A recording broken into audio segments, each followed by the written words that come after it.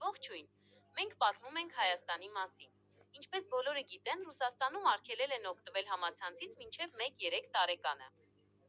Հիմա մենք խոսելու ենք Հայաստանի մասին և մտածելու ենք, թե ինչու մեր երկրում արգելեցին օգտվել սրանից և մինչև քանի տարեկան։ Դե ինչ, գնացինք։ Ողջույն, մենք պատմում ենք Հայաստանի մասին։ Ինչպես բոլորը գիտեն, մեր երկրում քննարկվում է մինչև 1-6 տարեկան երեխաներին սոցիալական ցանցերից օգտվելն արգելելու հարցը։ Այժմ մենք կխոսենք այն մասին, թե ինչու արգելեցին օգտվել Facebook-ից, Telegram-ից և մնացած էջերից։ Իրականում դա հենց այնպես չէ։ Ծնողներն այս մասին հայտնեցին ԿԳՄՍ, Կրթության, գիտության, մշակույթի և սպորտի նախարարություն, և նրանք ստիպված եղան արգելել դա, բայց ինչով ոչ մինչև 1-8 տարեկանը։ Նույնիսկ Թուրքիայում արգելքը մինչև 1-5 տարեկանն է, իսկ մեզ մոտ ուզում են անել մինչև 1-6։ Կա մի հայտնի բլոգեր, 1-7 տարեկան, ով ապրում է Ռուսաստանում կամ ԱՄՆ-ում, և բոլորը սպասում են նրա գալուստին, բայց եթե այս օրենքները խստանան, նրա էջերը կարող են արգելափակվել մեր երկրում։ Իսկ հիմա մենք կխոսենք Իսրայելի և Պաղեստինի պատերազմի մասին։ Հայաստանում գրեթե բոլորը Պաղեստինի կողմից են։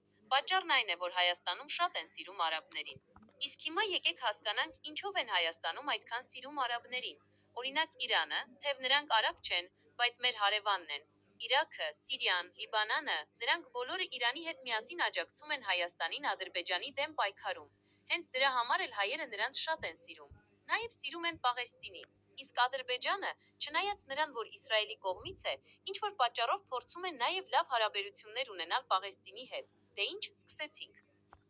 Եկեք չմոռանանք նաև Եգիպտոսի մասին։ Նա նույնպես Հայաստանի հետ է և նույնիսկ Թուրքիայի թշնամին է։ Տեսեք, թե նրանք որքան լավ են աջակցում Հայաստանին։ Այո, ես գիտեմ, որ Ռուսաստանը չի կարողանում աջակցել Հայաստանին Ուկրաինայի պատերազմի պատճառով։ Եվ երևի շատերը ինձ կհարցնեն, թե ինչու սկսվեց պատերազմը Ուկրաինայի և Ռուսաստանի միջև, չնայած ես ալիքը դրա համար չեմ ստեղծել։ Դե լավ, եկեք պարզաբանենք, թե ինչու դա տեղի ունեցավ։ Ամեն ինչ սկսվեց մոտավորապես 2021 թվականին։ Գիտեմ ինչու, բայց Ռուսաստանը շատ էր ուզում խլել Ղրիմը և հարձակվեց Ուկրաինայի վրա։ Այո, շատերն են կարծում, թե Ուկրաինան է առաջինը սկսել պատերազմը, բայց իրականում ոչ։ Ռուսաստանն առաջինն էր, իսկ Բելառուսը նրան աջակցում էր։ Եթե սա տեղի չունենար, Ուկրաինան կլիներ Ռուսաստանի լավագույն ընկերներից մեկը, ինչպես Բելառուսը։ Իսկ հիմա ասեմ, թե ինչու Ռուսաստանում արգելեցին օգտվել համացանցից մինչև 1-3 տարեկանը։ Այո, ես գիտեմ, որ մոռացել էի պատմել այդ մասին և ուզում էի ասել վերջում, բայց դե լավ, ուղղակի մոռացեք դրա մասին, որովհետև Պուտինն ուզում է ստեղծել իր սեփական համացանցը, նրանք նույնիսկ խոսում են այնպիսի կայքերի և հեռախոսների մասին, որտեղ Wi-Fi չկա։ Ռուսաստանի և Ադրբեջանի պատերազմին։ Դա տեղի ունեցավ ԽՍՀՄ փլուզումից հետո։ Հայաստանը պատրաստվում էր պատերազմին։ Նրանք ուզում էին հետ վերցնել այդ տարածքները։ Օй, քիչ էր մնում մոռանայի։ ԽՍՀՄ ժամանակ Ստալինը Հայաստանի տարածքները տվեց Ադրբեջանին, օրինակ Արցախը, Ղարաբաղը և Նախիջևանը, ու էլի տարածքներ, որոնց անունները չեմ հիշում։